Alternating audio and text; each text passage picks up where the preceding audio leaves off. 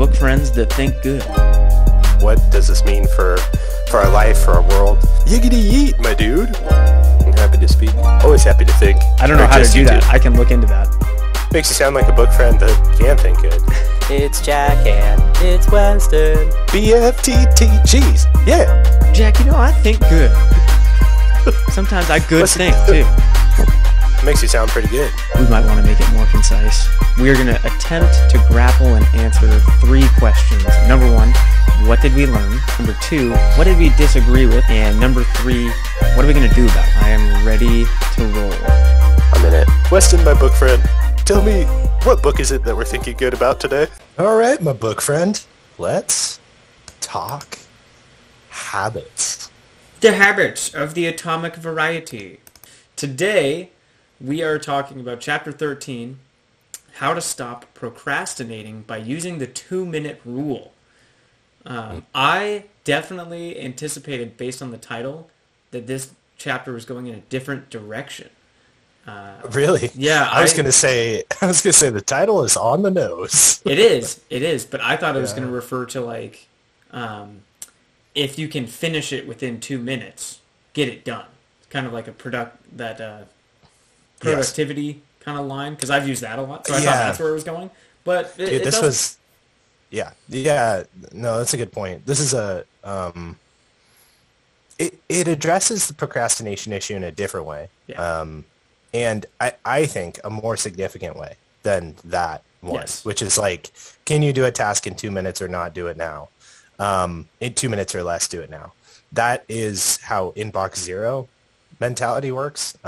In the 2 companies I worked at with an Inbox Zero mentality, one did it well because they had tasks you could accomplish in under 2 minutes, and one did it very poorly because there was no way you were responding to anything in less than 2 minutes. So why even bother talking about that? Yeah. Dude, the unrealistic expectations that places have, right? In terms of minutes. So just, this is something I thought about with my, obviously I'm always thinking about from an education perspective, right? So statewide, or state requirements have certain minutes of how long I'm supposed to be teaching certain subjects per week, right? But then when you break up the week and you try and chunk it out to a per day, it comes out uneven. So then some days you have to be teaching, math 10 minutes longer. And then, so they put all that. And it's just crazy looking at our schedule because we have all these required minutes and they literally do not fit in the school day. They literally do not fit in the school day. And then they don't even account. There's no accounting for transition times anywhere. Literally, I'm supposed to be teaching. No margin for error. I'm supposed to be teaching reading until 12:25, and then my kids are supposed to teleport to lunch at 12:25. Right. And then I'm supposed to get a 35-minute duty-free lunch, but I'm supposed to have 35 minutes with kids teleporting here and there, here and back. Yeah, it's like, right? Am I teaching at Hogwarts? What is this? Dude, it's ridiculous. And then they'll do things where because they have to schedule-ize for double plannings, and they'll set things up back to back, right? Yeah. But then they don't account for the transition time. And dude, teachers just get and not to mention constantly screwed by this. Not to mention the fact that some days you're teaching a class full of human students and some days you're teaching a scurry of squirrels. And there's just kids. What is going on here? Right. And then there's that, and then there's the district pacing guides for stuff. They're like, oh yeah, I mean you could do this math unit in 8 days. And then you try and actually teach the thing and you're like, yeah, so I'm now 2 weeks behind schedule and I'm never gonna catch up. Thankfully we put in 120 minutes into fractions this week though. Right? Dude, I mean it's I don't know. Yeah, I could go on and on. Just one last thing, though. Yeah, the district pacing guide plans it out so that you literally have 180 days of teaching, right? Yeah. But then they also require state testing. And they require district testing 3 times a year. That combined with losses of, different events going on or, I don't know, whatever. a myriad of different things, right? There was one year I counted, and I lost 47 times of teaching math because of there was like 25 days of testing throughout the year, and then there's like 20 other days where some scheduling snafu got in the way of that math time. So I was like, dude, I lost like almost a third of the year in math. Yeah. Like, yeah. But anyways. Yeah. That does sound like the title of a graded reader, by the way. It's like The Tale of the Missing Days of Math. It's like a Magic Treehouse book. Yeah.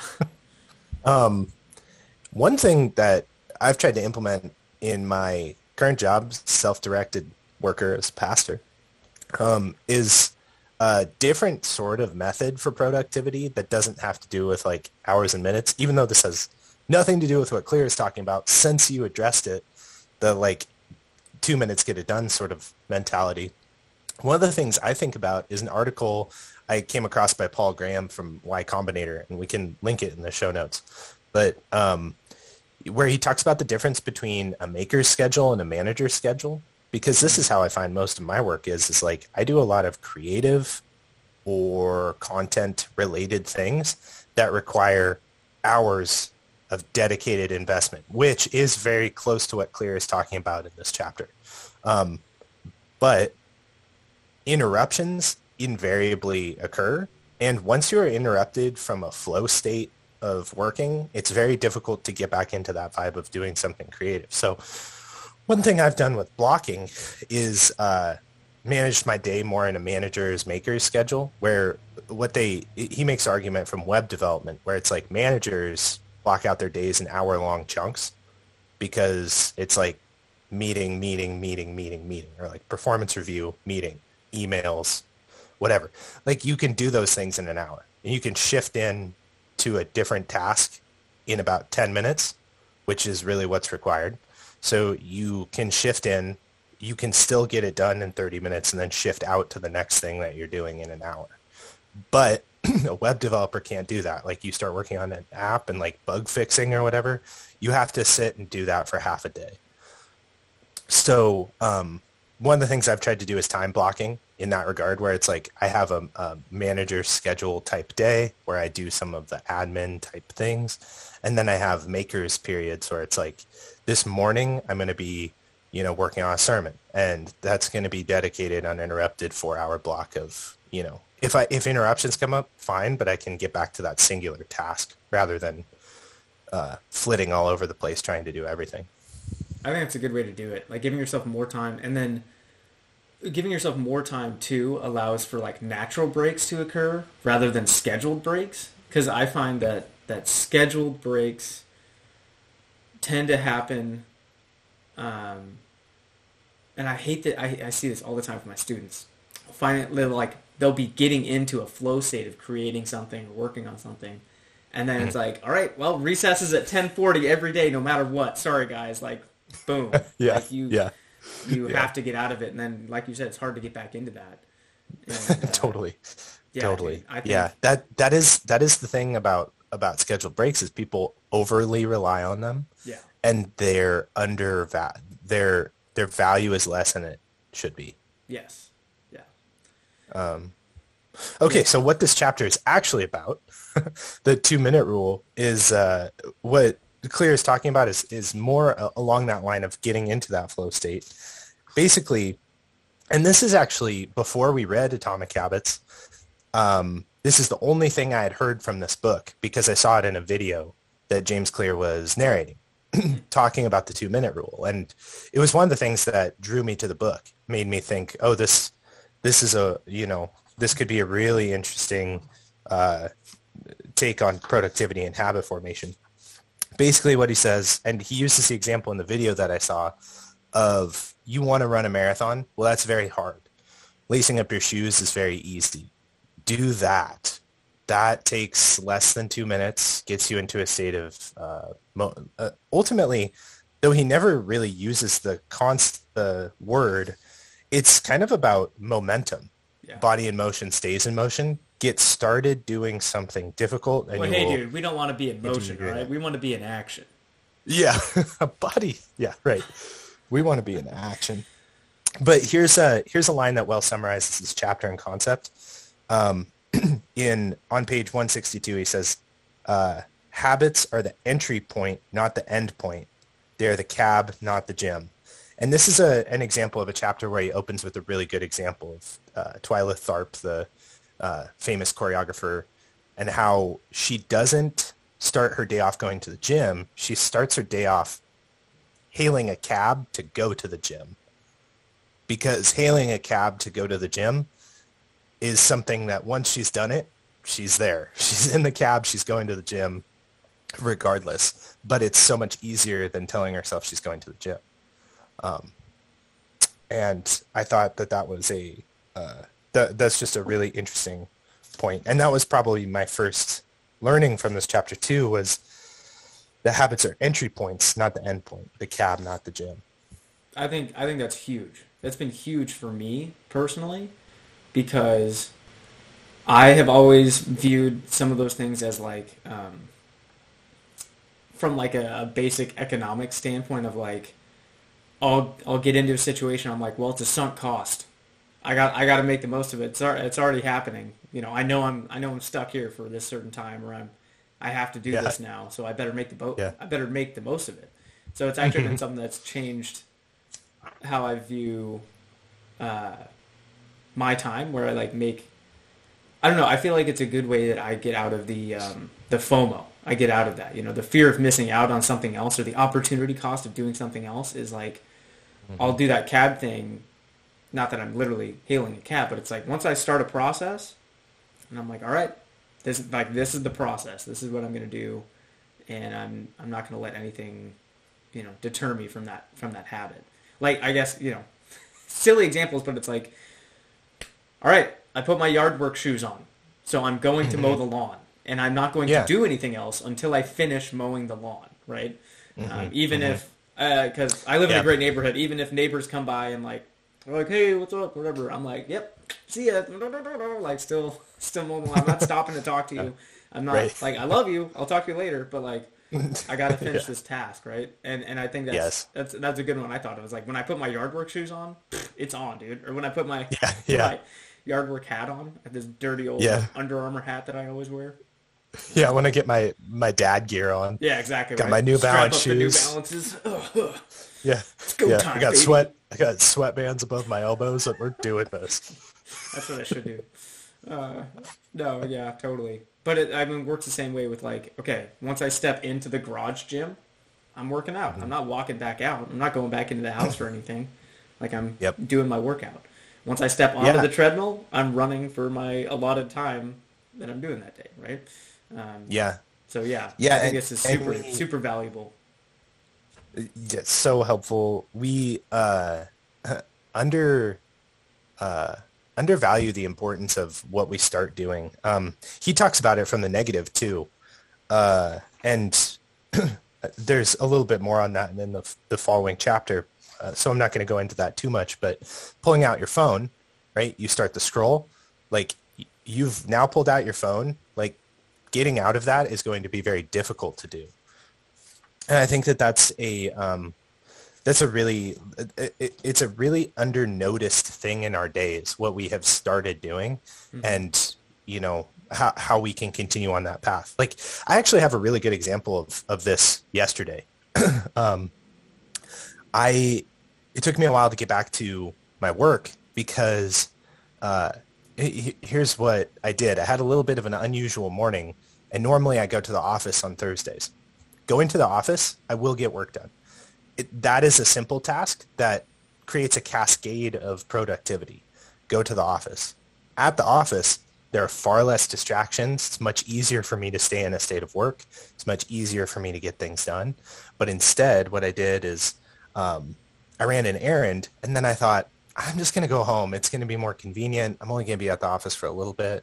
But had I gone to the office for that 2 hours, that would have been 2 hours of work rather than 2 hours of kind of wandering around my house, snacking, you know, checking on my baby, doing things like this that like I convinced myself like they're all good, they're fine, it's just taking a break. But the reality is I was breaking out of productivity the whole time.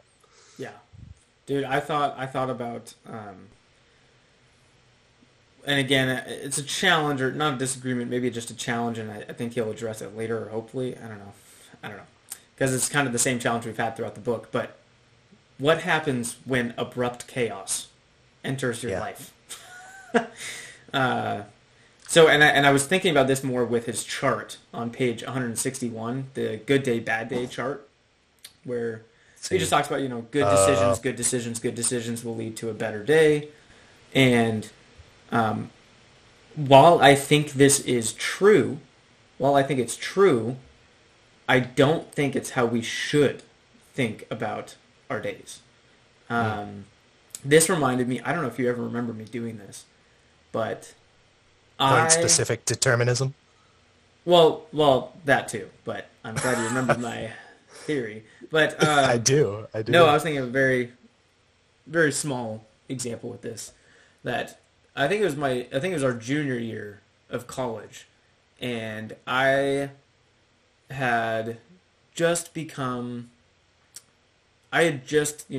Christ, I guess, and I had just finished reading the Bible through the first time, and I had reflected on myself, and I was like, I need to stop swearing.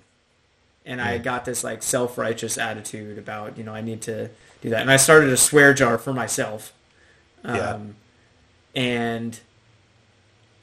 it didn't matter how good my days went with the swear jar. I always felt bad about myself. I always was disappointed or angry at myself, even if I would swear one time in a day. And it was like way better than I used to be, right? But even having one mistake and one slip up and focusing on that would spiral and turn my day worse than it actually was. So I think while that flowchart is true, I don't think it's a good psychological tool to use. Yeah. I mean, like, we shouldn't necessarily use these categories, I think, when talking to ourselves. Even though we may look back reflectively and say like, oh, that was good or bad, when we tell ourselves that, we get into it feeds two negative feelings. Like, bad makes you feel I mean, take it to the worst extreme, like useless, purposeless, like a horrible person, right? You tell yourself like bad, and you start to feel this like punishment that is overwhelming to your psyche. But then on the other side, you tell yourself you're doing good for things that are inconsequential or whatever, or like, like just the choice you should be making. And it starts to create like a prideful, like reciprocation or complacency where you're like, oh, I'm good. I'm always doing what's good. And the reality is like, maybe you should just like, this is that kind of like goalless living type of thinking where it's like, okay, I'm going in the right direction. Or like, it kind of got off track there today. Like that kind of thing is, I think, maybe more helpful psychologically. But the concept still stands, that like you have these points. He calls them decisive moments, where it's like you choose one thing and it's going to cascade for a while. Like pick up your phone versus walk around the block, right? Like you're making a choice there, and it's going to have an impact later that you will see happen. Yep. And that really is a huge piece of this chapter for me. Is page 160 as well. He says, it seems to be easier to continue what you are already doing than to start doing something different. Yeah. I think this is very much that flow state mentality I feel with creative work. Like, earlier this week, I had an unexpected moment. My wife was gone. My daughter was sleeping. She was down for a nap. So it was a pretty like quiet moment at my house, but like, I needed to be engaged in case my daughter wakes up from her nap, right? So I was at my computer and I was toying with this new software to create board game components. And I was like, you know what? I'm just going to watch a video on this to see if I can understand it. So I watched a video. Daughter's still asleep, so I watched a second video. And I thought, I'm just going to give it a shot. And I thought, my wife will be home, whatever. And she actually got home an hour later than I expected because I wasn't prepared. And I built a whole game prototype in that hour. Nice. Because I just started on that flow and kept going and was like, this did not take as long as anticipated. But once I got started, I just could not stop doing it. Yeah. And so like using these things for our advantage is I think that's 100% what Clear is going for here. So where do you push back at this, Weston?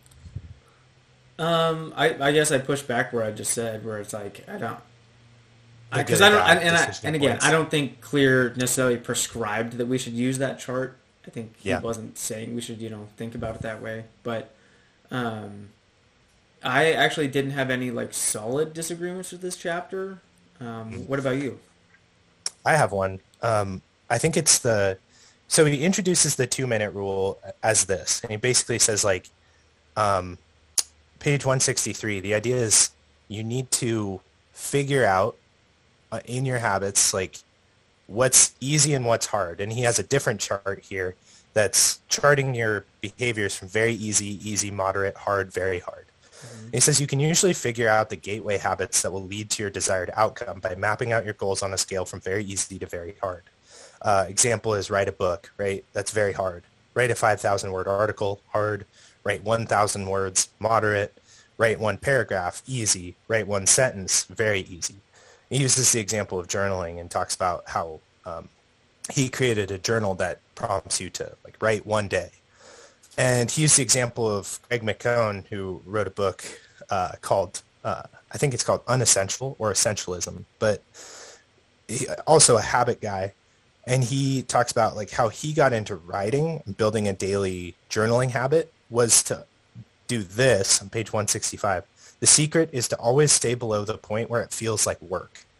Now, I think Clear throws this out there so we can all break down our habits to very easy, moderate, hard, very hard, or that we can do that with every goal in our life. But I think that for a lot of things, that's more difficult than it seems. Like these are pretty mundane and good examples of this, like writing a book, running a marathon, earning a PhD.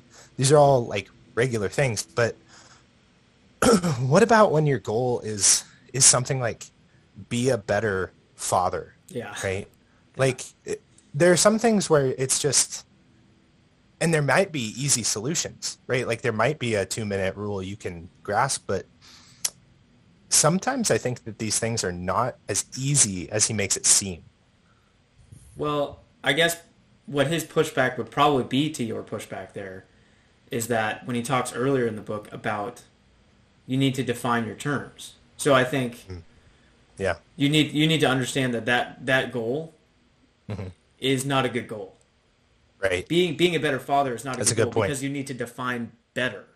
You right. need to yes. get more granular with it. Do you want to be more engaged? Do you want to be a more compassionate father? Spend more time with my family. Yeah, something like that. I think that would be his response is, well, that's too big of a goal. Like, go back to the goal and make it smaller. Yeah. But it's interesting you brought up that quote because that was one that I had a note on. That was something that I need to remind myself to do that. The quote that I'm referring to here is, the secret is to always stay below the point where it feels like work. I feel like in my life, I've had a tendency to be like, oh my God, I love this thing. I'm going to do it so much. And then I'll like do it until I hate it. Right. Or it's like when you listen to a song, so you're like, oh, this song is so awesome. And then you listen to it on repeat for like a week straight. And then you hate it and you don't want to hear it again ever. You're like, that's the worst song. I can't believe I listened to it for a week. Yeah. I mean, this is like when you texted me about video editing. We were having issues uploading the podcast. You're probably just spending too much time on it. Yeah. That's why, I just had to take a step back and breathe, you know, and because I've enjoyed making these videos. Well, and after an evening's reflection, like after just one night of reflecting, coming back the next morning, you were like, all right, I'm feeling better. Yeah. Yeah. Totally. And I guess I thought application wise is I tend to, because I've been so focused on trying to get my students into that flow state, and I know that there's like those scheduled breaks that we talked about, I think I do need to take a step back with that next year, since we only have like 3 weeks of school this year.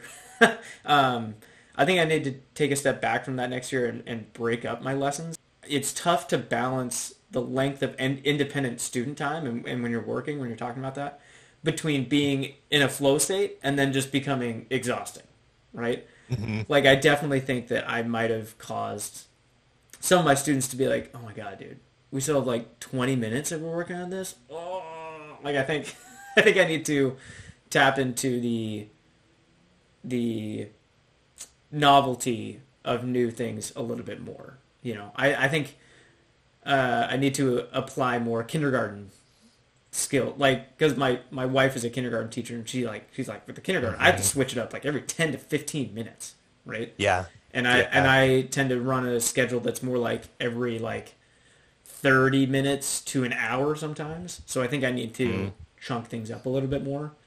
Sometimes. Yeah, probably. Yeah. Yeah, there's that whole makers managers schedule is scaled down for kids. Yeah. Right? Like their attention is lower. They're not used to like productivity. They also do things like take naps and stuff like that. Like there's just their day is different. Yeah. The way It's getting harder. That's why it works so well. It's getting harder and harder with TikTok and all the social media stuff, where it's just like blah, blah, blah, like in their faces all the time outside of school. It's like, oh my God. So like that's been a reason that I've tried to extend to, because I'm like, dude, you guys need work on your focus and your like stamina. I think this is one of the reasons that people this is one of the reasons for like the rampant anxiety in our culture and the like vitriol that people experience, like, and like express about like opinions or on social media and stuff. And I'll explain what I mean. I think it's because one of the things that's cut out of our busy lives and cut out of our attention is thinking and processing. Like, those will lead to two places, either like worry and fear, panic, or anger and like explosion. Because like bottled up feelings sometimes need to be processed, and like processing is a time consuming activity. And I think it was Blaise Pascal in his Pensies. He said, if all men could sit with their thoughts for an hour, there would be no conflict. Oh yeah. And I think like, I think it may even be something I've shared before on this podcast, but I think that that is one of those tasks where like sometimes you just need time to think. Yeah, dude. Process feelings. Like sometimes you need to step away from the keyboard and just, sit there and think, interesting. That like really stirred something up in me. Sometimes you need to stop, name your feeling, and calm down. Stop. Name your feeling. Did you watch it? Oh yeah. Do you like it? Yeah, it's now permanently burned into my brain. It's good, dude. Kids love that. Yeah. Like, it's really catchy. Gosh, there was something else. Oh, I was going to say, just another thing from an educator perspective there. That is another thing that is never given to educators, at least in the public system, or at least in my experience, right?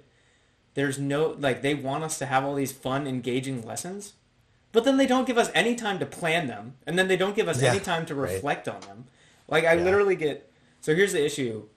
I supposedly get 50 minutes a day, right? Okay, so assuming everything is ideal, I have 50 minutes a day to myself to, like, plan everything, grade everything, and reflect on everything, okay? But I do have to provide 5 hours of content every day. Every day, right? Yeah. And so I have 50 minutes to do 5 hours. And what that doesn't take into account is those transition times. So that 50 minutes quickly turns into 45 minutes at best. By the time you get your kids to the gym and back, by the time you get your kids to music and back, right? And that doesn't take into account things like scheduling. So it's like, okay, so I get that one break, and I get one 50-minute break to do that. For me, it's like a blessing and a curse, but mine is at the end of the day. Dude, there is definitely, especially Thursdays and Fridays, where that first 15 to 20 minutes, I just sit. And I'm just like, I just zonked. Yeah. Dude, and you're expected to respond to emails. Like, this is a perfect example of where makers and managers schedule make a big difference. Because, like, if you had one prep session a week that was 4 hours long, you could plan all of your lessons. Dude, I think I have a solution to this problem in education. And I think that it's a solution for, like, everyone. Mm-hmm. It's not in my pay grade to make this happen. Sure. But, dude, if we go to a 4-day work week, I would gladly work a 5th day. Like, I would still work Fridays if that was a day with no kids. Day with no kids. Every single week. Oh, my God. I think of the amazing things I could do. If I had a whole day to plan out the next 4 days.